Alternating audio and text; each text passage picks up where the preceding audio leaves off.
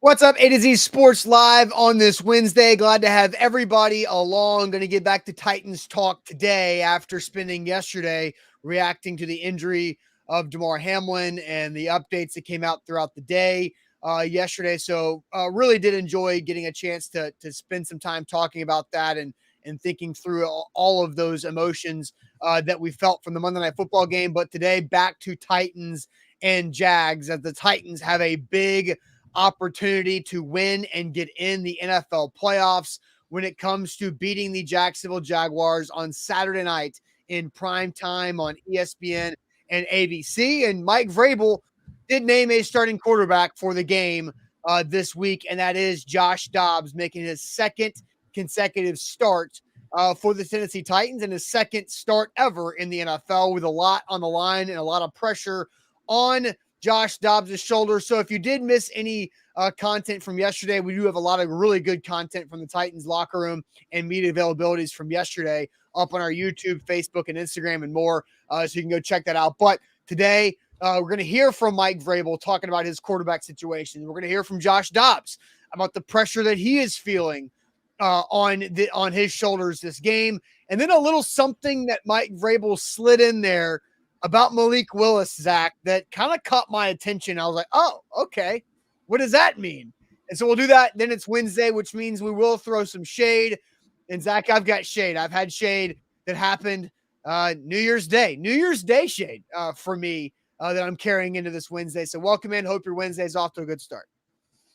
Well, unfortunately, today is going to be my shade day because I have HOA shade. And Ooh. It is very big shade, the biggest HOA shade to date. It involves an email, it involves pictures, photos, an impactful decision by an incompetent board and an incompetent management company that has pissed me off. And also an altercation in the streets with said management company. So we're gonna have to get into this shade. I've got the story ready, and so it's been ticking me off since mine was on New Year's Day. So yours is New Year's Eve. New Year's Day. Oh, okay. So look, starting the 2023 year off right with shade. So get your shade ready. We are broadcasting live on 3 different platforms: Facebook, YouTube, and Twitch. We will tweet out segment by segment that YouTube link right there. Follow us on Twitter at A to Z Sports so you can get up to date segment by segment at A to Z Sports. We got great content going out there. And subscribe to our YouTube channel if you haven't already. If you have subscribed, go ahead and hit the like to this video if you're watching on YouTube. If you have not subscribed, go ahead and subscribe.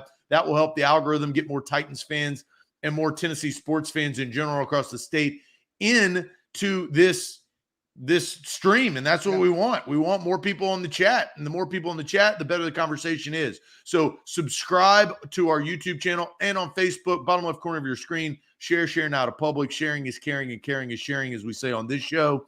Share the show around when you pop up in your Facebook friends news feed. And we got you covered right here on a shade day, talking Titans as they look on the horizon. This is the biggest game of the season. It is win or get in. Not many times do you have this outside of the playoffs. The Titans have over the last couple of years, and this is no different. So here we go. Let's talk about it. Let's get this party started on Wednesday. Yep, let's do it officially. Welcome into A to Z Sports, powered by the BetMGM app. I'm Austin Stanley. He is Zach Bingham. Make sure you follow us all over social media, as we are Nashville's on-demand sports talk network, going live weekday mornings at 8 Central Time on Facebook, YouTube, and Twitch. Links to the show all over our Twitter feed at A to Z Sports. Make sure you follow us on Instagram and TikTok as well. We got to thank our sponsors because they make it happen for us and they help out all of you, like Wilson County Hyundai, wilsoncountyhyundai.com, to make them a part of your new car buying process. So go check them out in Lebanon. Bone and Joint Institute, boneandjointtn.org, the region's destination for comprehensive orthopedic and sports medicine care.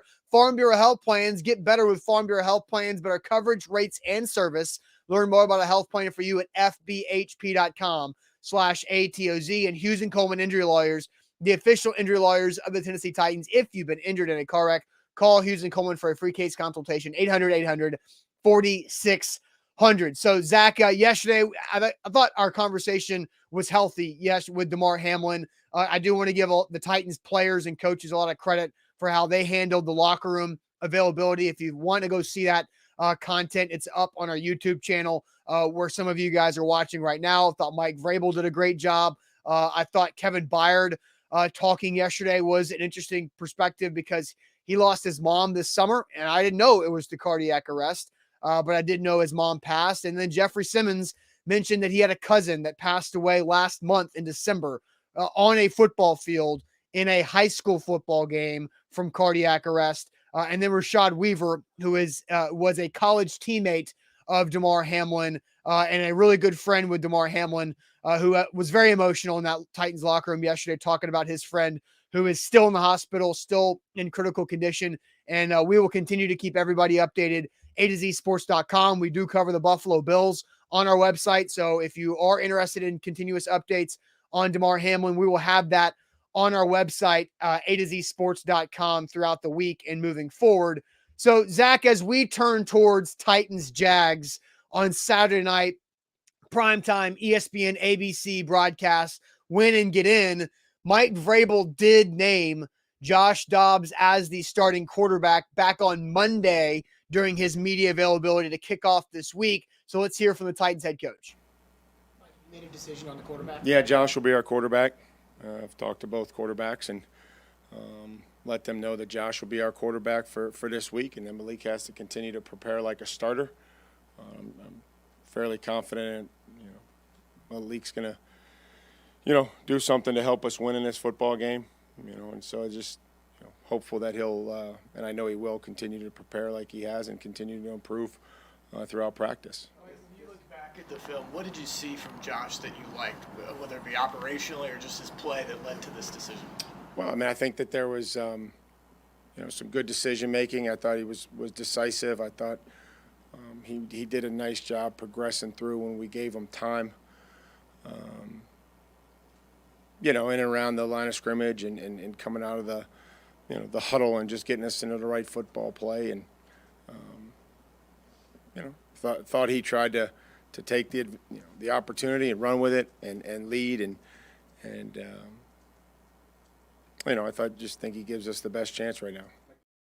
And Mike Vrabel consistent with saying that last line that Josh Dobbs gives the Titans the best chance right now at quarterback, with Ryan Tannehill on injured reserve after having ankle surgery and Malik Willis getting benched after his third start against the Texans on Christmas Eve. And if you go back to that Cowboys game, Zach, on Thursday Night Football last week, Josh Dobbs, 230-plus yards passing. He threw a touchdown. He did have an interception. He did have a lost fumble on a sack, but considering he'd only been in the building for 8 or 9 days, it was impressive with all the things that Mike Vrabel just talked about, and another opportunity to build on that 8 or 9 days later on a win and get in the playoffs type of situation. Yeah, and look, I agree with Frank. Frank says he threw the damn ball. That's what. And it's the truth. Malik Willis had multiple opportunities throughout the course of the season to throw the football, and in times that he needed to throw the football and stake his claim as the starting quarterback. In Kansas City, when they needed to drive in overtime, downs. At home against the Houston Texans, when they needed to drive, boom, loses the football game. And that was because of his lack of passing. Austin, this is a passing league. This is why we've talked about what the evolution of the Tennessee Titans needs to change into over the next several years, as there is going to be a ton of turnover on this roster. The Super Bowl window for this particular roster, I believe, after John Robinson has been fired, things are going to change. And Derrick Henry, 1 more year left to go in his contract, not 3 more years left to go in his contract. They're going to have to change the way they play. And even in this game, they're going to have to slightly change the way that they play, and they're not going to be able to do that with Malik Willis. And I think the Titans sat back, had a long, hard look at their quarterback situation after the Houston Texans performance by Malik Willis and said, look, Joshua Dobbs, you pick him up off of the practice squad, and you got to have a better opportunity to go out and get points when you need points in critical games. And they're about to go into a critical game. Yeah. Duval County Saturday night, the Jags are playing some of the best football in the National Football League. That's the facts. I mean, you sit there and you look around the scope of the NFL, the Jacksonville Jaguars are playing some of the best football. They're scoring points. Their defense is playing pretty well. Their offense is scoring a lot more points. Hell, the Jags can score 30 points. The Titans can't. And so they're going to barely get to 14. I mean, they've gone 14, 14, 13 in the last 3 games. Right. And so that I think all of these things have snowballed to this decision. I think it's eye-opening for Malik Willis and the future of what he can do for this franchise in the immediacy. And I also think in the long term, I think that trust is earned right out of the gates. And I don't think that Malik Willis, after 8 months of being in the building, has earned the trust to be an NFL starter when that's what they drafted him to do. Maybe not in this position, but Joshua Dobbs, who had never started a football game before last Thursday night, you're now going to ride and die after you just picked him up off of another team's practice squad to go into a win and get in situation. Mm-hmm. So I think they're making the right decision with Dobbs. Yeah. But it's all about passing. Frank was right. Yeah. Dobbs threw the damn ball. Right. And I did see this. Bobby said that they let Dobbs throw 40 times. They usually don't even do that with Tannehill. And let's also remember the fact that Derrick Henry was not playing in the game. There was no Dontrell Hilliard. He is also on injured reserve. By the way, Derrick Henry, a full participant in yesterday's practice after having that game off, as were most Titans players back at either limited or full participants. Only one reserve cornerback did not practice yesterday. But they let Dobbs throw the football because they were down. Yeah, they trailed the entire game. And they also did not have – they had Hassan Haskins, a rookie running back, and a practice squad rookie running back, and Julius Chestnut.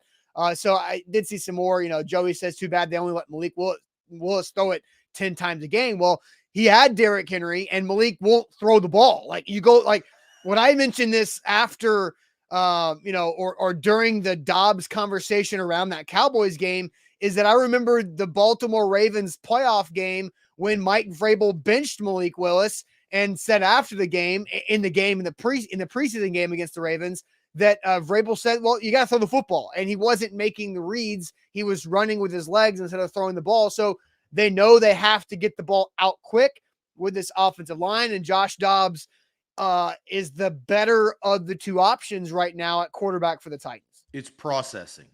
That's the difference. Malik Willis cannot process at the rate and the speed of the NFL yet. And I don't know if he ever will, but right now he can't. I mean, we've seen him enough. We've seen the coaches see enough. Joshua Dobbs, he's been in the league. He hasn't started a bunch. He doesn't have a ton of experience, but at least he showed us that he can process. And that's what quarterbacks, I mean, when you draft a quarterback, that's the number one thing that you're trying to do. Can this guy, that's what makes Tom Brady and Peyton Manning and Drew Brees and the great quarterbacks that we've seen in this league in recent history. That's what they do very, very well. They process at the speed of light, and they know where to get the ball out of, because you don't have to be super athletic and run around the yard to play NFL quarterback. We've also seen that. You just have to process what the play is versus what the defense gives you and make the play.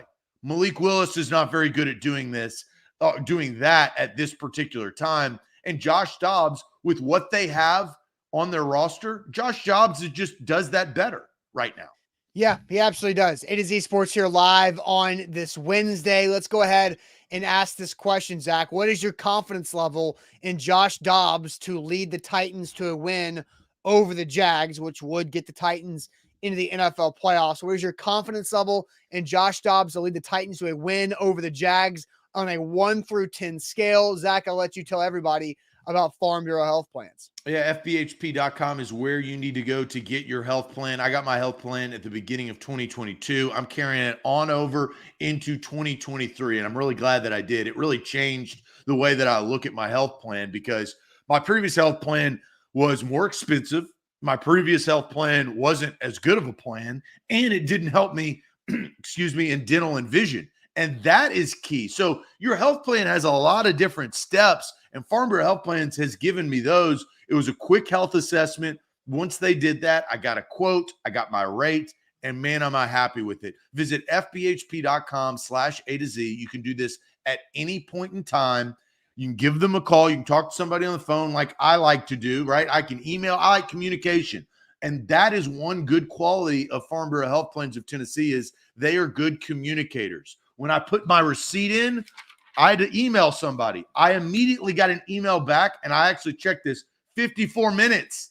Man, I love that. If somebody can respond to me in 54 minutes, we're going to do good business. I've been doing good business with Farm Bureau Health Plans. They've been doing good business with me. That's fbhp.com/A to Z.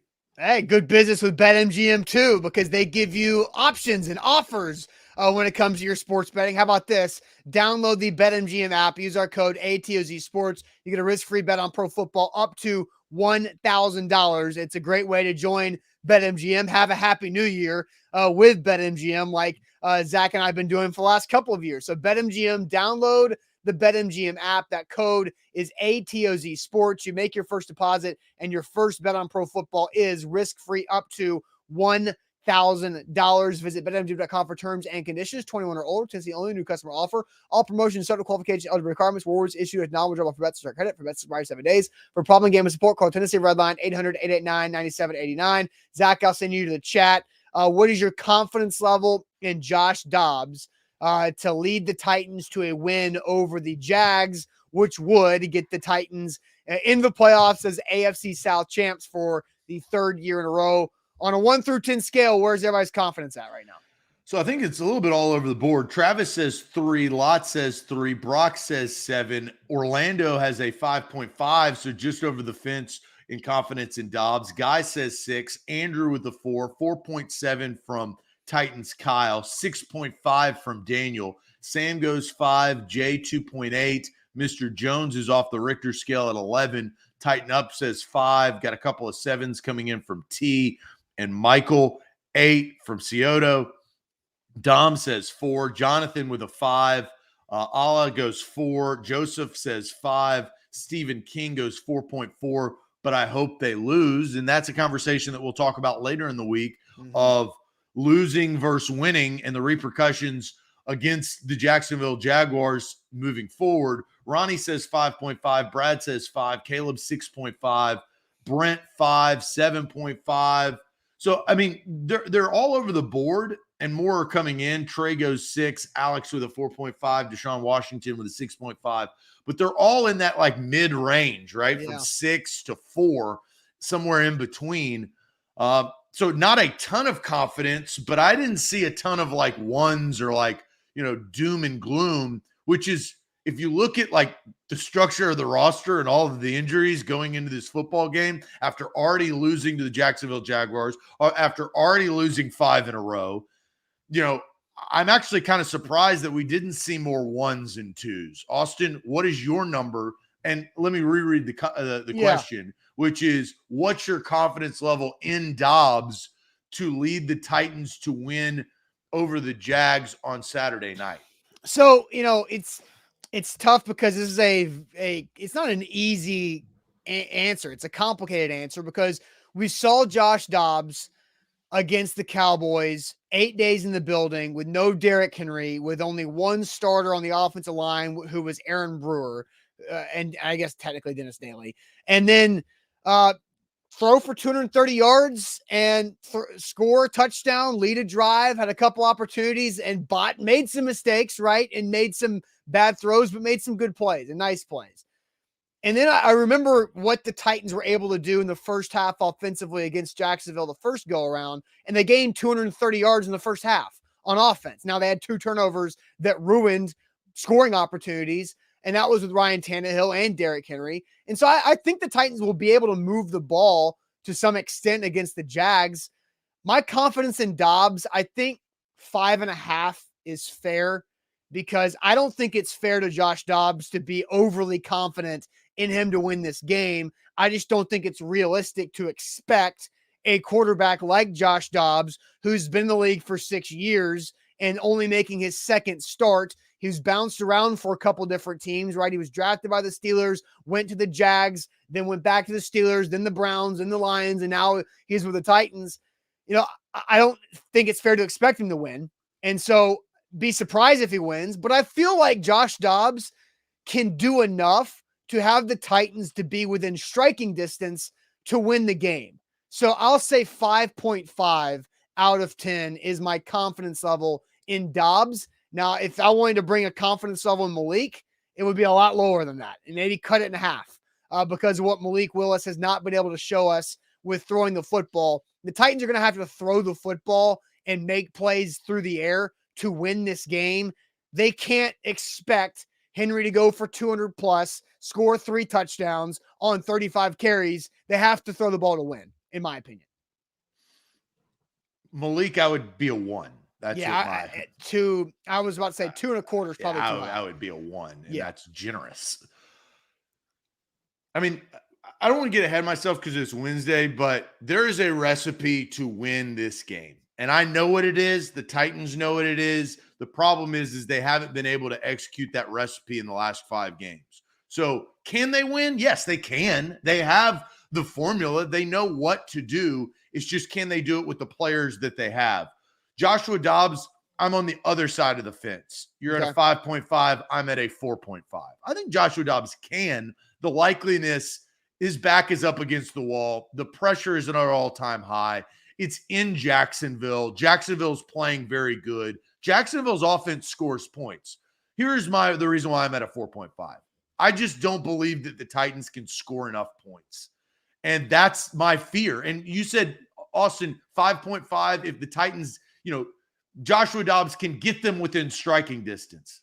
I don't think that they can strike when they need to strike at the end of the game, though. And I guess striking distance is different than actually striking. Sure, but I guess this the confidence question that we're asking now is about Josh Dobbs, not about the Titans' offensive line, not about Todd Downing, not about the fumble problems that Derrick Henry's had over his last 4 or 5 games.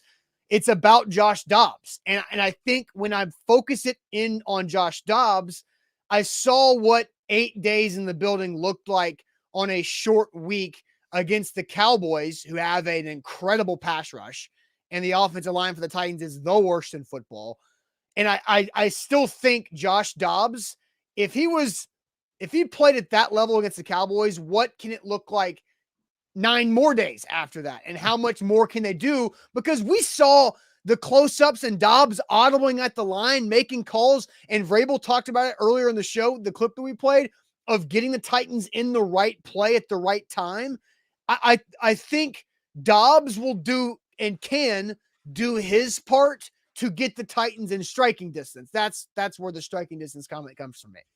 Dobbs can do his part. Well, I've got a good question that maybe we want to save for tomorrow or Friday, but will Derrick Henry help or hinder Joshua Dobbs? You sat there and you saw him pass for 40 times. He's not going to do that. That's not the way that Derrick Henry offense is set up, right? Well, what was the first play from scrimmage for the Titans? You remember with Josh Dobbs against the Cowboys? It was a shotgun with Haskins to Dobbs' right hip.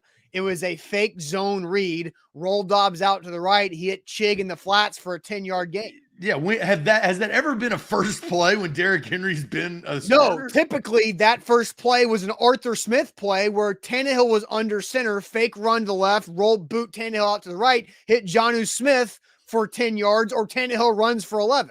Exactly. So, give credit to Todd Downing in the sense of, he didn't just try to run the football with Haskins like he did Derrick Henry, right? At least he changed things up. But Derrick Henry's coming back. So I think Josh Dobbs has shown, here's how they win offensively in this sense of what this conversation we're talking about, Austin. Mm-hmm. If Derrick Henry can run the football and Josh Dobbs can just make the throws that Derrick Henry is going to afford him to make, right? Mm-hmm. Is because that's what has helped Ryan Tannehill over the last couple of years, is the threat of 22 going for 65 or 45 and a score to bring some of the defense up, to open up Robert Woods and Hooper and Chig and Burks. And once they're open, 2 things have to happen. Joshua Dobbs has to make the throw, and the wide receiver has to make the catch. And that's right. what we have not seen consistently. But Zach, like, again, the question is confidence level in Josh Dobbs. I still stick to my 4.5. That's you can continue to ask the question. It's still a 4.5. No, I know. Like, in Josh Dobbs, Josh Dobbs had some of his teammates not help him out enough in the Cowboys game. Robert Woods fell down on 1 3rd down and flat out dropped another one. Treylon Burks dropped the key 3rd down. And those 2 3rd down drops from Woods and Burks, we talked about this the day after the game, could have resulted in 50 more yards on those 2 plays alone, plus whatever would have come from the Titans with a new set of downs. Would they have scored on either drive? I don't know. Would they have scored on one? I don't know. Probably not both. But would they have scored more in that game situation? It would have made it a lot tighter of a game if Robert Woods and Burks would have made a play for their new quarterback. They did not. Those were not the most accurate pass in the world, but 1,000% catchable passes on 3rd down situations where Dobbs did his job and delivered the football to an open receiver. One guy makes $10 million a year. The other guy's a 1st-round draft pick, and they both let down their brand new quarterback. So that is where I still, in my trust level in Dobbs is higher than yours, because I saw Dobbs in some key spots make plays that he probably shouldn't have been able to make because of the circumstances of him being around for 8 or 9 days. Jeez, you just reminded me. It's not Bobby Trees, it's Bobby Bank Robber. I mean, are you kidding me? He's gotten paid $10 million, and I know they restructured it. $10 million? How about this, Zach? And this just to rub a little dirt on it. I'm just going to make it worse. One of the last things that John Robinson did as Titans GM was restructure Bobby Trees' contract to give Robert Woods an extra $2.6 million of money in his pocket this year. Fireable offense. Well, what we don't know is that $2.6 million could have been used from Ryan Cowden to bring in Josh Dobbs or to do something else, right? Like, the Titans were in a tight spot on the cap, and they probably needed that 2.6 in space this year from Robert Woods for something. If Josh Dobbs was a part of the return in that cap space and he wins a game in Jacksonville to get you the playoffs, then the restructure was worth it. But again, still, Bobby Bank Robber is not worth the $10 million. I mean, think about that, guys. Settle that in. $10 million for Robert Woods, who has been trash. That's what he's been. He has, and there's no ifs, ands, buts about it. Bobby Trees has been Bobby Bank Robber because he is the money that they paid him to do or what he has not done this season is atrocious. There's one word. Let's get to some. I want to get to some lunch money comments. Yeah. Noah says, this may be a weird question, but if Dobbs plays well and wins, what might that mean for Tannehill over next year? I'm thinking about cap space. Now, Noah, that is a much bigger question than, and we appreciate the lunch money. That's a much bigger question than I think than Wednesday, January 4th.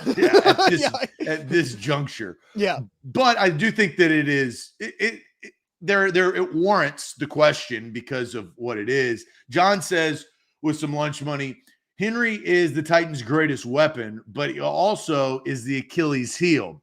If they lose, it'll be because they hold Dobbs back because of Henry being there. And John, that's the point that I brought up is help or hinder. Yeah, and maybe we'll ask that tomorrow or Friday because I do think it's a great question because you can look at it in two different ways. Is Derrick Henry's probably your only chance to actually be in the running, but is he going to hold back a quarterback that doesn't know how to work within the offense within Derrick Henry? Or maybe he does. Maybe Josh Dobbs is the type of quarterback that's closer to Ryan Tannehill that can stand in the pocket and make throws because what we found out is Malik Willis is not that type of guy. Yeah, and I'm trying to do some quick research real quick. Let's see if I can find it and if it's meaningful at all. So Josh Dobbs' rookie season when he was with the Pittsburgh Steelers, that was the last year in 2017 that Le'Veon Bell was a part of the Steelers. And that Steelers offense with Le'Veon Bell and Big Ben, plus the wide receivers they had, the offense was more like a Titans run first offense then we can really. So there is something that Dobbs has been in a run-heavy system with a bell cow running back like Le'Veon Bell. And also, I do think, spending some time behind Ben Roethlisberger is valuable there too. Now, Nick brings up something. It's fair for Nick to bring up, and I do think it'll lead me into a different conversation and kind of something that's relevant for this situation. But Nick on YouTube says, Austin, you're more on Dobbs because you're a Vols fan. Shake my head. He's trash. Look, Josh Dobbs is not a good NFL quarterback. Josh Dobbs is not I don't think, future full-time starter as an NFL quarterback, but I don't think he's trash. I think you have to look at what he was able to do on Thursday night against the Cowboys and call that an admirable performance in his first career start in a weird spot with nobody else helping him around. I just found a stat, Zach, that maybe we'll talk about some tomorrow or Friday that just shows how bad the Titans offensive line has been. And Josh Dobbs was able to make some plays. Now, he threw a pick that killed him. He fumbled the football that hurt him a lot too, and he can't do that, but he's got to be better, but he's not trash. But how about this, Zach? Because of my familiarity of being a Tennessee Vols fan and going to school there and being, I'm glad you finally admitted that after all these years. That's that, Zach. It's a you're lot. Finally, no longer in denial. Well, yeah, it's a lot easier to call yourself a Tennessee Vol fan when they're 11-2 off of whipping Dabo Sweeney's ass in the Orange Bowl. That's called bandwagoning. that was a tongue-in-cheek joke. But you get what I'm saying. So is mine. But I also don't cover the Vols personally anymore, so that allows me to view it differently. So with Josh Dobbs, you just brought up the hinder or help when it comes to Derrick Henry. The Vols were in the same spot in 2015 and 16 when Josh Dobbs was at quarterback and Jalen Hurd was the running back. Jalen Hurd was promised by Butch Jones to be an I formation offense, but Butch Jones, one of the smarter things that he did was actually not do that, because the Tennessee Vols offense would be better if it was set up for Josh Dobbs' success as the quarterback. And so they made it a shotgun spread style offense. Jalen Hurd did not like it as much, ended up leaving, all that kind of stuff played out. But the right move was to focus Josh Dobbs as the offensive key, as great as Jalen Hurd was. Derrick Henry is way better than Jalen Hurd, and Derrick Henry, an NFL running back, better than Jalen Hurd as a college running back. But the same situation, I think, does kind of pop up here, is that how much does that play a factor? I think Derrick Henry can be still effective in a Josh Dobbs or Malik Willis friendly offense, and doesn't just have to be the offense we've seen from the Titans over the last 3 years with Derrick Henry. And so there is a little bit of crossover, I think, that we can look back into how the Vols handled that with Dobbs in 15 and 16 with Henry here. But, Derrick Henry owns the Jags. Derrick Henry has torched this franchise in his hometown over his career. So you still have to make sure you can get 22 to help you get into the playoffs. Well, and we've got a video from Dobbs that we'd love to play. Austin, why don't you tell people about Hughes and Coleman before we get to that video? Absolutely. Hughes and Coleman Injury Lawyers, they are the official injury lawyers of the Tennessee Titans. If you've been injured in a car wreck, call Hughes and Coleman for a free case consultation. Their phone number is as easy as it gets, 800-800-4600. I hope everybody watching here does not ever get in a car accident. I hope someone doesn't get in a car accident. But if that happens, because it does happen, unfortunately, Hughes and Coleman is where you need to go because they have recovered over $1 billion for their clients over the last 30 plus years in Tennessee and in Kentucky, and can help do the same thing for you. So that's Hughes and Coleman Injury Lawyers for a free case consultation. If you've been injured in a car wreck, call them for a free case consultation, 800-800-4600, Principal Office, Nashville, Tennessee. A to Z Sports, we're powered by BetMGM. Use the promo code ATOZ Sports right there on your screen. They're the king of sportsbook. That's BetMGM. Download the app today. New users get a risk-free bet up to $1,000 on pro football. Got a lot of pro football over the next several weeks, a lot of meaningful pro football. So download the app today. That's BetMGM in your Apple or Android store. All right, so this video from Josh Dobbs, we'll play it here from yesterday inside the locker room about, what type of pressure he's under as the Titans quarterback trying to get a win or in a playoff game against the Jags. Playoff hopes on your shoulder. It's just another week in the NFL, right? No, it's a tremendous opportunity. I think it starts there. I'm thankful to be here, a part of this team, and just the way the guys have welcomed me in and allowed me just to come in and be myself. I'm excited to lead this weekend. I know it's a big game. Obviously, I haven't been here the entire year, but anytime you have a chance to go to the playoffs, it's a tremendous opportunity. I'm excited. The game and obviously the magnitude of the game, right? Everything around it. It's what you dream of playing in NFL football. You want to play meaningful football, especially in December and January, right? You want to play in those playoff games. So you want to be a part of that. So I've watched and been a part of teams that have been a part of that. So to play in it, there's a lot of excitement around it, but also there's also recognition in the preparation, right? The lead up to it, the maximizing today being Tuesday, a Wednesday practice, maximizing those reps and my encounters with my teammates and helping them get prepared, help them see what I'm seeing from the quarterback position, so that when Saturday comes, we just go play football and all the emotions out of it is taken away. We're able to just lock in on each play and just go play ball. So Josh Dobbs there starts that video by making a joke, right? I think, and that's what Mike Vrabel's talked about with Dobbs, that what he's learned over the last few weeks of Dobbs being in the building is that how calm he is and how he handles his overall situation. So Zach, what do you think there?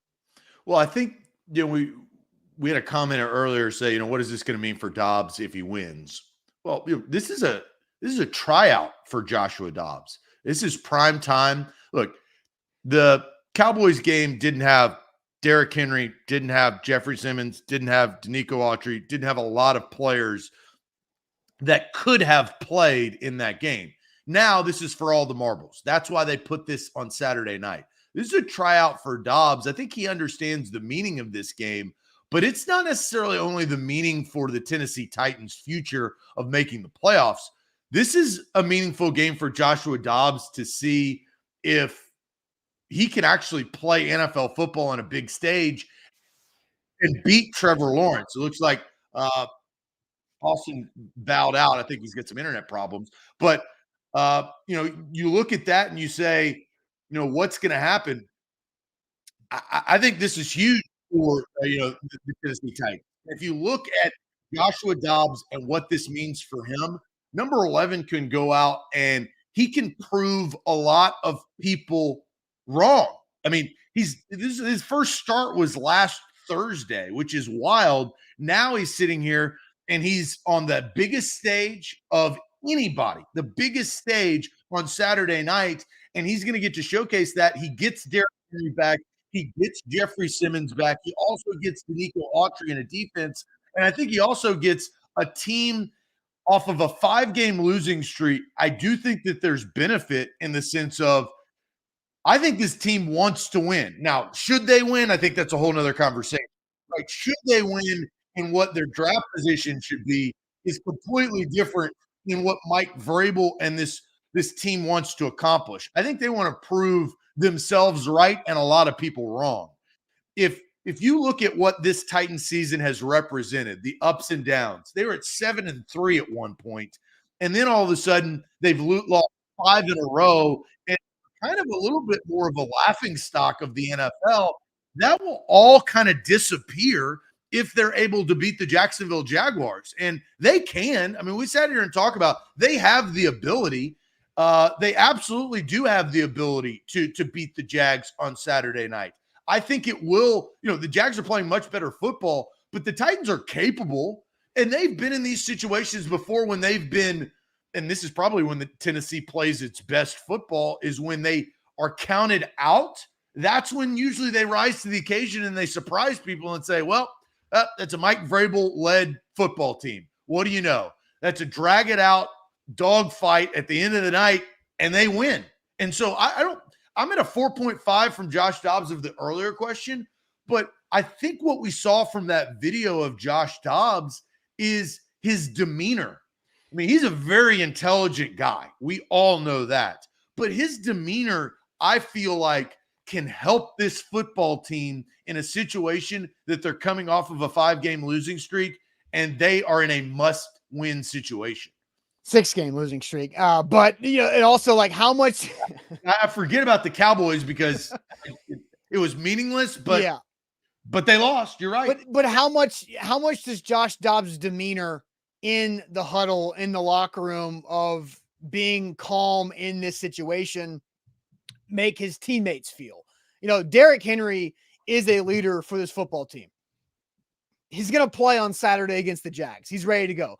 Jeffrey Simmons is a leader. Kevin Byard's a leader. Those guys are going to be back and playing very, very well and at a high level. And now Josh Dobbs, who is the third starting quarterback for this season, but is coming in here as cool and calm, ready to go out there and make plays. And I think he gained a lot of trust from his teammates with how he performed against the Cowboys. It's about Derrick Henry. If they're going to win this game, it's Derrick Henry. And everybody knows this. It's not going to be, because if they lose this game, it's going to be about the Jacksonville Jaguars, how well they're playing and how defeated the Titans have been on their 6-game losing streak. Mm-hmm. It's Derrick Henry. Derrick Henry can keep them in the game. And you said that in the first quarter, he ran for almost 100 yards, right? I mean, against Jacksonville earlier on in the season. If that can be spread out and be consistent, Dobbs doesn't have to be, Dobbs should not have to be a superhero, right? If they get down by 17, he'll have to be a superhero, and I don't think he has the cape to do that. If they keep this game close, they control the clock, they utilize Derrick Henry in trying to march down the field, minimize mistakes, and just ask Dobbs to just make like 5 to 6 throws that down the field to extend and get them in scoring range. That's how they have to simplify Josh Dobbs. Yeah. And they had 3 explosive plays, 3 30-plus yard pass plays in that game last week against the Cowboys. 1 to Burks, catch and run, 1 to Racey McMath, deep ball, 1 running back screen to Julius Chestnut. That was a really nice, well-timed play call from Downing and a good execution from Dobbs, Chestnut, the offensive line, and the receivers moving forward. So, you saw 3 different explosive plays in 3 different ways. And so you need more of that to go along with, you need 150 yards from Henry and for him to not fumble the football, because that has been a backbreaker for the Titans, or that had those fumbles. Their mistake line is razor thin. Yeah. They cannot make mistakes that hurt the football team. And mistakes being like interceptions and fumbles and turnovers and muff punts. Yes. I mean, sacks to get you out of field goal range. But penalties. Yep. Penalties. Like, penalties, I think, is huge on this offensive line as well, because look, that Burks play was called back because of a hold, right? Like against the Texans. Yeah. Yeah. And that was a big play. Those things cannot happen in the situation that you're in. I do think that the Titans think in their heart of hearts that they can win this football game. And I do think that that's powerful. No, I think they can. But that should be surprising to a lot of people. They've just lost 6 in a row. They're on a quarterback that just walked in the door. They have had drop passes. Their offensive line is putrid. Their defense is not very good. They're missing probably their best linebacker in the inside in David Long Jr. They should not think that they're going to win. But I do think that they do, and that is a testament to Mike Vrabel, though. That's why they do. I think with any other head coach, right? Let's say like ifs and buts, beer and nuts. If Urban Meyer was coaching this team, they would think that they would lose, right? But because they have the returning coach of the year, they think with all of those things that I just listed, they still could win, and that is unique to a team. Yeah. All right. So Mike Vrabel did say something. We've got a lot of conversations to have tomorrow on a Thursday and Friday about this game and about the overall situation with this Titans Jags win and in game Saturday night. Then we have our pregame, halftime, and postgame show Saturday as well. So we got a big few days ahead of us when it comes to this content. But Mike Vrabel did say something, Zach, on Monday when he was talking about Josh Dobbs that made me go, oh, what does that mean? So we'll play that clip from Mike Vrabel, and then Zach, let's now hear from Wilson County Hyundai. Yeah, Wilson County Hyundai is where you need to go to get your next ride. Your perfect make and model is right around the corner. 2023 is here, but you can get a great deal at the beginning of this year. Payne Bone, who owns and operates Wilson County Hyundai, We'll hook you up with your perfect ride. All you got to do is take a quick trip down I-40 exit 236. Check out the Palisade, which is a full-size SUV with third-row seating. The Sonata, which is a four-door sedan that I absolutely love. You've got the Elantra, the Santa Fe, the Tucson, even the Ioniq, which is battery-powered. So you got the Ioniq, which is battery-powered, and all the other vehicles that I listed, fuel efficient. Get a great deal at wilsoncountyhyundai.com. Also, download the BetMGM app. Use our code ATOZ Sports. You get a risk-free bet on pro football up to $1,000 with your first bet on pro football. Again, risk-free up to $1,000. So all you got to do, download the BetMGM app, sign up using our code ATOZ Sports. You make your first deposit, and then right there, that first bet on pro football is risk-free up to $1,000. Let's go back to Mike Vrabel's press conference. So this is within the answer. When Mike Vrabel was asked about his quarterback starter, Mike Vrabel says, yeah, Josh is going to be the starter. Here is what he continued to say about Malik Willis. Fairly confident, Malik's going to, do something to help us win in this football game, and so I just hopeful that he'll, and I know he will, continue to prepare like he has and continue to improve throughout practice. So continue to prepare throughout practice, sure. But when Vrabel said, I feel confident that Malik can help the Titans win against the Jags in this game, I was like, what does that mean? Is that just Mike Vrabel coach speak vomiting, or is that something that Mike Vrabel, because Mike Vrabel, we've talked about throughout this entire season, through the comments pre-John Robinson firing, the reaction to John Robinson firing, all the, how he picks and chooses his words and they mean something. He doesn't just throw out. I don't think Mike Vrabel typically just throws things out there like this. Fairly confident, Malik's going to, do something to help us win in this football game, and so I just hopeful that he'll, and I know he will, continue to prepare like he has and continue to improve throughout practice. Do something to help us win this football game. That's not just nothing. Awesome. Austin. Earlier in the season, when Ryan Tannehill was the quarterback and they put him in, he didn't help the football team. I'm aware. Yeah. So why would he do it now? I don't know, because we have not heard anything like a Malik Willis special package in months. I think it's bleh. You think it's just coach speak vomit, and he just was talking and let that slip out and then was like, oh crap, I got to save this somehow. Yeah, I would be very surprised if we saw Malik Willis, if not forced, right? If something happens to Josh Dobbs and Malik Willis has to come in, that's just the situation at hand. But I would be very, very surprised if they're going to put a Malik Willis package in, because every time they've tried to do that, he's messed up. Yeah, well, and Dom says that he fumbled that one time. I think people overreacted to that. Well, it wasn't just the fact that he fumbled the one time. It was take a handoff like this. Yeah, that's not how you take a handoff. He had his arms wrong. His basket wasn't open enough. He tried to grab the football from the quarterback instead of letting the quarterback put it in the gut. Well, everybody don't do that. Everybody who's received a handoff knows that was wrong in like 4 different ways. But still, like, I feel Mike Vrabel's words, I feel confident Malik is going to do something to help us win this game. What does that mean? Does it? And so you think it means nothing? So let's just do quick for you and I, something or nothing.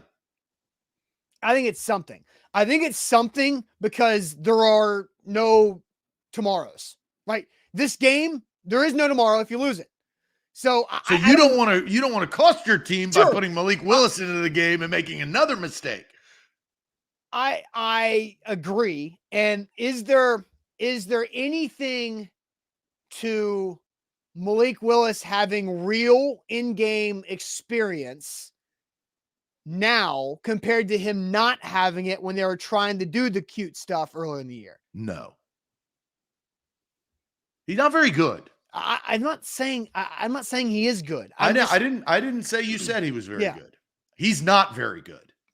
What we found out in 2022, looking back, we found out that Malik Willis at this point in time is not very good. He's not very good at NFL football. Now, we've seen players be, dang, that rookie, he's pretty good at NFL football. That's not how I think about Malik Willis. So And why so you did cannot. Mike Vrabel just say something for no reason? Yes, I believe so. I mean, that's my belief. We just know that, Zach, this is season 5 as Mike Vrabel's a head coach. He just doesn't say things for no reason.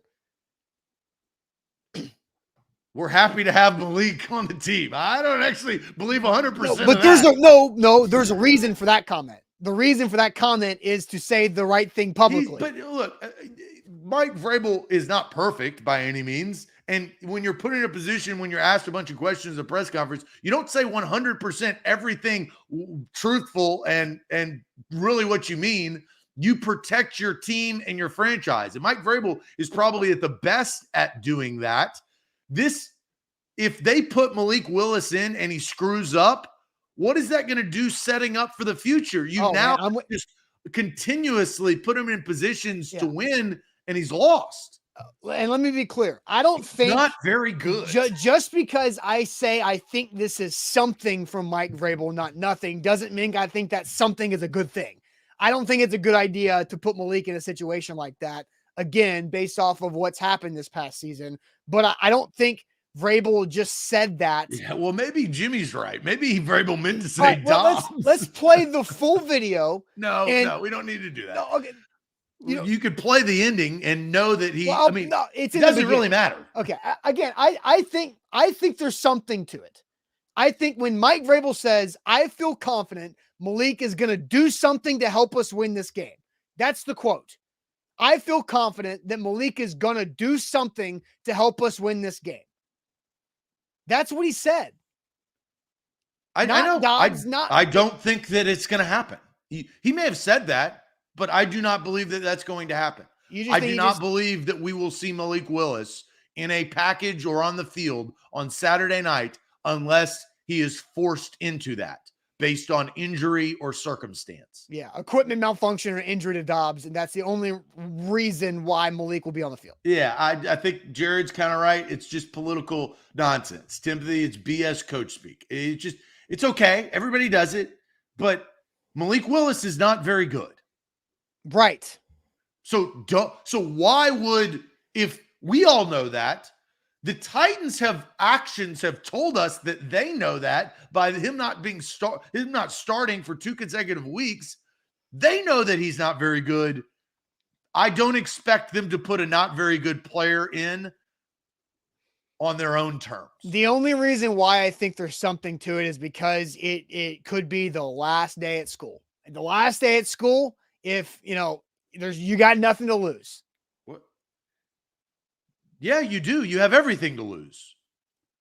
Your season is on the line. Look, that's not right. Right, but you got to. You're not the last day of school. You're throwing every punch. You're throwing every play that you've worked. Like what we don't. No, wrong. If here it is. It's Billy Madison. If you fail, you got to start over, right? If you pass, you continue on in this journey. You have everything to lose. It's not nothing to lose. No, I think you're playing. That's not how this team, and this is what we talked about. This is not how this team thinks. It may be how the outside world and you and I talk about and the fans think. They're thinking, hey, top 10 draft pick. Hey. That's not what the Titans are.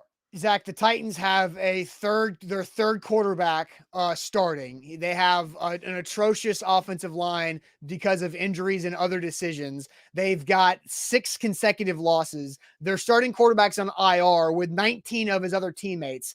And they can don't still make the playoffs by winning Saturday. And I think the Titans probably, if the Titans are smart, which we think they are for the most part, then speak for yourself. Don't say we. I think, Zach, for the most part, you think Mike Vrabel's coaching staff is a. Well, wait. But say what you said. We think that the Titans are smart. Yeah, I think that they've shown. I'm talking about in the game plan situation. I'm talking about in the football aspect of it. I don't care about front office. I'm talking about what happens in meeting rooms, on the practice field, and game planning. That over the last 8 months, there is something that we have not seen that involves Malik Willis's raw athletic ability. If there's not, then the Titans are really bad at their job. There is something that they've worked on once a week for the last 8 months that they haven't shown. Every team has that, Zach. We know this. Every team's got it. Once upon a time, the Titans had it. It's called the Music City Miracle. It's not Touchdown Malik Willis. But again, it's something that It's Titans, not Malik Willis. Your point is you're saying that Malik Willis is not Malik Willis. Sorry. I think but I will say it again. Malik Willis is not very good. Knowing what the situation was when the Titans were installing, when the players were away and Mike Vrabel and his staff were still thinking about football during end of June, early July, they know what Malik Willis is as a project this year. They found out that he's not very good, Austin. Okay. Don't put not very good players on the field to do not very good jobs. I still think that there is something that they have worked on once a week for 8 months that they have not shown anybody. Right. And Dom, I'll kind of halfway throw shade at myself. He says he runs a 4.5 and has value on the foot. Well, John Ross. I thought John Ross was going to be good. He ran like a 2.7. I don't know. Yeah, but John Ross was like a pencil. Malik Willis is not very good. Look, eventually we're going to be able to make T-shirts. That's going to be a T-shirt. Malik Willis is not very good. I don't know who the hell's going to buy them that is a Titans fan, but it is the cold, hard facts. He's just not very good. I just don't think Mike. Do you think he is? No, I'm not saying. Okay, again, I had to ask. I don't want this to get crossed. I had to ask.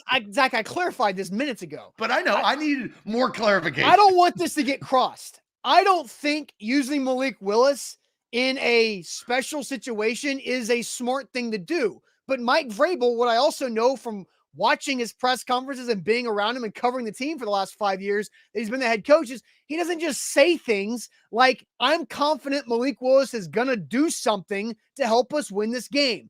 Gonna do something is what I kept going back to. Gonna do something. That's what I think it is. Okay. And if that's what it is, then Mike Vrabel, maybe he just threw that out there. So Doug Peterson and the Jags are like, oh, there you go. It's gamesmanship. And I want to clarify this real quick. He says, wasn't Zach clamoring for Malik packages before the season? I was not. Yes. Well, and they did it. Yeah. And the point is, they did it. I said that they were going to do it. They did it. And Bork, here's the difference. They realized he's not very good. That I realized that too, Bork. We all learned something. That Malik Willis in year one, they tried that. And I thought that they should. That's the only way that they were going to find that out, if he was worthy enough to be on the field more. And they figured it out. They did. Bork, I'm glad you brought that back. I predicted that they would do that. They did that. They did that early in the season. Austin said they wouldn't do that all year. And obviously this whole season got turned on its face. So preseason predictions have changed because of what we've seen from the season, right? From 7-3 to where they are now. But they figured out more about Malik Willis, that they should not give him those opportunities to hurt the football team, because they did, and he did. He hurt the football team by fumbling and not doing the correct thing. And that was the Broncos game. So the last time we've seen Malik Willis on the field in a non-quarterback capacity was the Broncos game back in, second week in November, which was after he started 2 games. So, what I said earlier was incorrect, where I said, maybe they feel more confident that Malik's got actual experience. Well, they did that, and he fumbled the next game that he wasn't the starter. And so we haven't seen it for a while. So, who knows? But I guess we'll find out.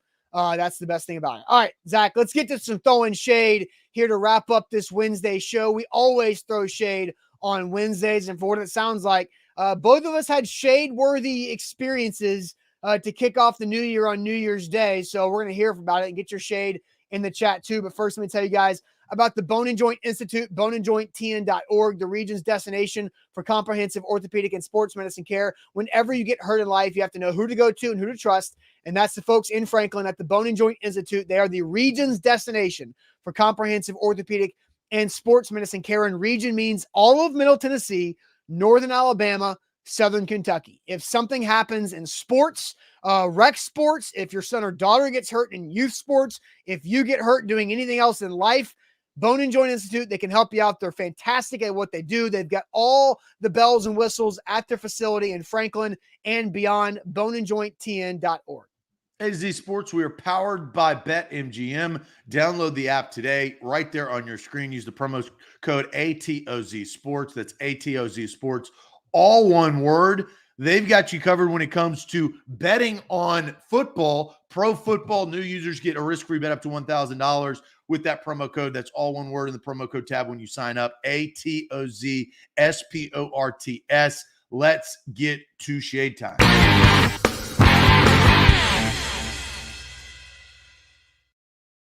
All right, throwing shade here on this Wednesday. Bring on your shade in the comments. Let's see, more shade. I see Dom says big shade. Dennis says shade on Skip Bayless for his bad tweet. So we didn't talk about that yesterday, Zach, during the Hamlin reaction. I wanted to, but you wanted to. Yeah, I mean, it was a stupid tweet. It was a bad optics, tone deaf type tweet. And I think that's kind of something that we all clowns are going to be clowns. That's just what it is. Clowns are going to be clowns. And Skip Bayless, he's like that kid in high school that is always going to disrupt for the attention. He's just that guy. Mm-hmm. And he's going to disrupt in like a terrible way. And now it's just on a public forum. And so, look, Skip Bayless drives me crazy. I can't stand him. I think he is a baiter. He baits people, and I don't have respect for that. And so that's my opinion on Skip Bayless. Yeah, Mr. Jones says shade on all the Malik hate. He needs to develop. That was known when he was drafted because of the system he was in college and not set up for pro style offenses. Yeah, and Mr. Jones, I feel like that's taken from something that I said over and over again throughout the months of May, June, and July, and August, is that Malik Willis is going to take time. And a lot of people like to hype up Malik Willis too early. And I think that we understood that could happen because that's what happens with quarterbacks, that they get a lot of fanfare and hype unfairly to them. And Malik Willis was always going to take time. So I don't think Zach and I are hating on Malik Willis. I think we're just trying to reiterate that he is not ready and is not going to be ready this season. I hope this is the last time I'm going to say it for this show, but he's not very good. That's all I'm saying. Yeah. You can take that personally. I don't care. Sheila says shade on OSU, Ohio State blowing the game when they were when he says she says we were in control. Yeah, Georgia was set up to lose that game, and Ohio State let them back in. I still feel very adamantly, Zach, that if Jamison Williams doesn't tear his ACL against Georgia in the national championship game a year ago, that Alabama wins a national title. And I think that game is very different last Saturday if Marvin Harrison Jr. if Colt McCoy doesn't hurt his shoulder in the national championship game, Texas but I'm just changes saying the trajectory of their program, and Mac Brown's still there. Valid, but again, doesn't matter. I think it does matter. When no, injuries it doesn't. It happens. I know that, but when injuries happen in a game, they have a result or an impact on the result of the game. But teams have to adapt to those. I'm not saying that. Like, I think that's getting misunderstood. But Georgia could not stop Jamison Williams. Georgia could not stop Marvin Harrison Jr. Both guys got hurt when Georgia was trailing and Georgia won the game. That's factual. That's factual. And it had a massive impact on the game. And I'm not even complaining about the lack of targeting. But it doesn't matter. Like, you're bringing up injuries. Like, Zach, I guess this is what it is. You may not mean to do it, but it sounds like you're making excuses. No, I don't analyzing think the game. You are. No, just listen. I don't think that you are, based on, I know that you don't really care about, maybe you don't like Georgia. Maybe that's it because of your Tennessee fan. I picked Georgia to cover. So, I mean, but I lost. But that may be your underlying, but it sounds like you're making excuses. No, I'm analyzing the game. By bringing that up, that's what it sounds like. And Bama Brad says it's absolutely factual. Yes, it is factual that Georgia was trailing when both wide receivers got hurt. Yeah, Bama Brad. Of course, Bama Brad. But it is factual, Zach. You cannot argue the fact of what I said. What? But it didn't. If I was a millionaire, a multi-billionaire, I'd be on a yacht right now not doing this show. Zach, the fact is that both injuries happened when Georgia was trailing and Georgia won the games after both guys got knocked out of the game. Though that is a factual statement because that's what happened. And in those two situations, Marvin Harrison Jr. could do anything he wanted, and Jamison Williams could do anything he wanted. And so, look, playing physical is, again, you're making it sound like I have an excuse. I'm analyzing the game in that the game changed. I saw your tweet. You tweeted this out. It sounded like you were tweeting out excuse. No, I'm an outsider just telling you what it looks like, whether you mean to do that or not. That's just what the perception of it is. But again, I'm analyzing the game. That is an observation that has happened in the last two big games, playoff games that Georgia's played in. Stud wide receivers get hurt and can't finish the game. When Georgia's trailing, Georgia wins. That happened twice. And yes, Orlando, that's football. But again, I'm analyzing the game, and that's part of it. Analyzing, excusing. It's a turning point. Zach, the NFL does the turning point, don't they? That was a turning point. When Jamison got hurt last year and when Marv Jr. went out this year, turning point. Just like Colt McCoy getting hurt. Yes, turning point. Massive, huge impact. But you're saying if. No, I said when. When that happened, Georgia was able to win. Correct. I'm not saying if. I said when. When it happened, this changed. It's an observation. It's a factual observation. But you're also implying that if they didn't, then the outcomes would be different. That's what you're implying. Zach, I said correct? Georgia. No, I'm not implying that. You're taking it that way. I tweeted out a factual statement. Georgia wins its last two playoff games when Marvin Harrison Jr. gets knocked out. Jamison Williams tears his ACL. Georgia was trailing when both injuries happened. That's you factual. know what you're doing though. So you know what you're doing. All right. You got more shade to read? A couple of shades. I'm going to let your shade go last. Is what okay. Noah says my shade is for fantasy owners whining about Monday Night Football being postponed because the matchups. It definitely had an impact, so people are going to have to adapt, and we don't know what the NFL is going to do based on that postponement. Right. Kyle says shade on Zach for writing off a quarterback who we all knew needed time to develop. Look, you're not writing him off. I just said he's not very good right now. Again, people take things so personally. Like, it's okay. He's not very good. He's not very good. And I think admitting that, it doesn't mean that he can't improve.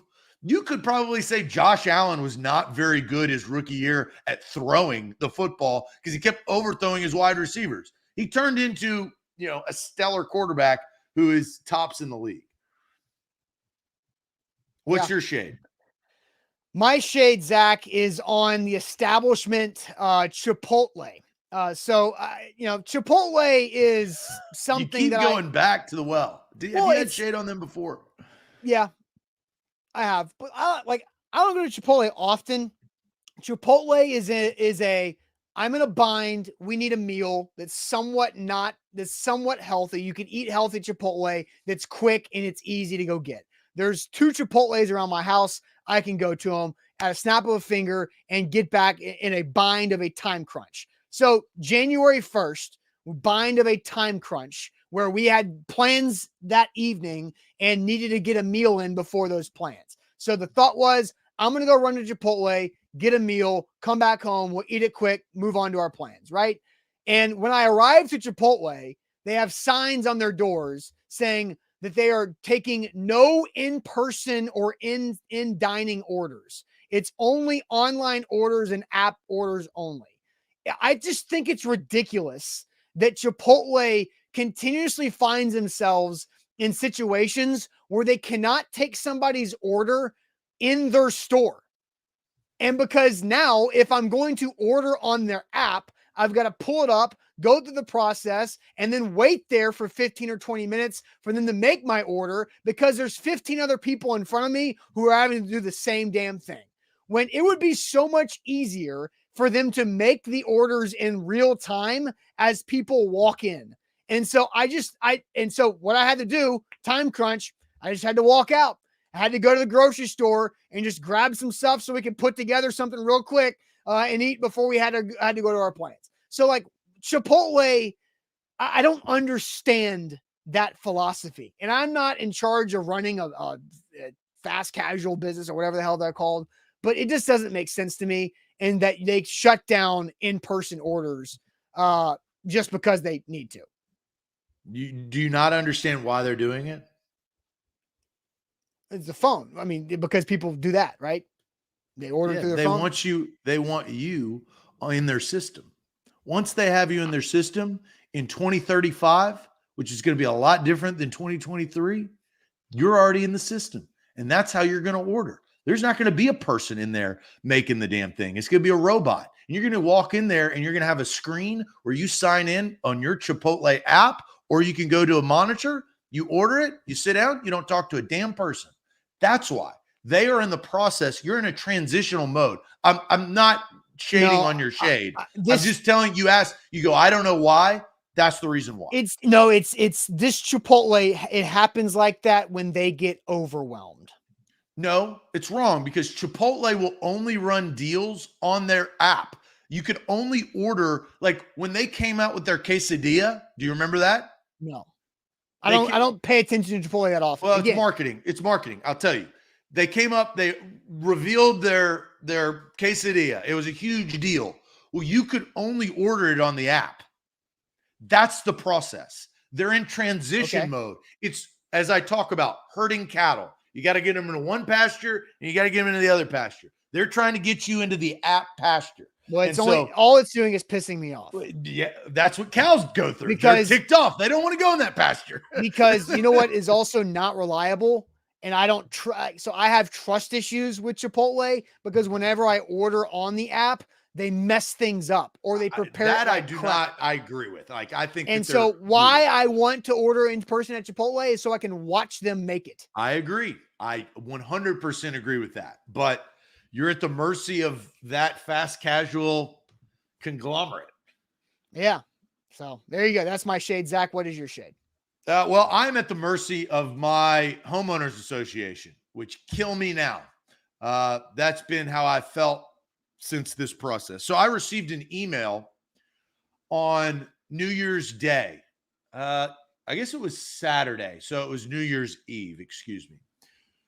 New Year's Eve, I received an email, a direct email saying changes to the HOA, very important. This was the email, right? Well, I read through all the changes. There are some changes that I'm okay with. There's some changes that I absolutely hate. One of the changes is they are discontinuing our trash service. Ooh. Yeah. Ooh is right. Out of the blue, they're discontinuing the trash service. So I've lived here for like 5 years. There's a trash can right outside of my house. It's a townhome association. You go there, the trash service comes in and picks up the trash every Tuesday or whenever, and that's what happens. Well, the board has just hired a new management company. The president of that management company's name's Bill.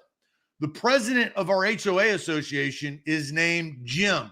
Jim replaced Tony. If you remember old Tony, yep. I was bitching and moaning about Tony years ago because that guy was useless.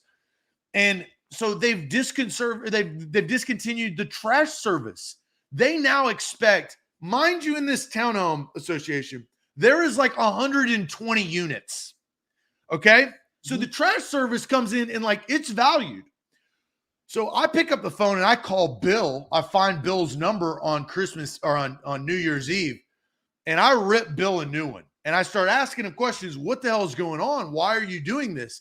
And he says he's been a part of the management company that has now been a part of our association for 3 months. And he made this change or suggested to make this change because other homeowners associations that he's dealt with have benefited off of this, that they thought that this was a good way to save money. I asked, and Bill is not very smart because Bill can't answer all the questions. I had a ton of questions. Well, how much does the trash service cost? Well, we finally figured that out. It's $20,000 per year. How many people have been fined for not picking up their trash? Only 12 have been fined in the full year. And out of 120 units, that's pretty good. So yeah. I want to read this. I emailed Bill and Jim yesterday, and I'm awaiting their response. This is my email to the HOA, Bill and Jim, the Bash brothers that are ruining this community.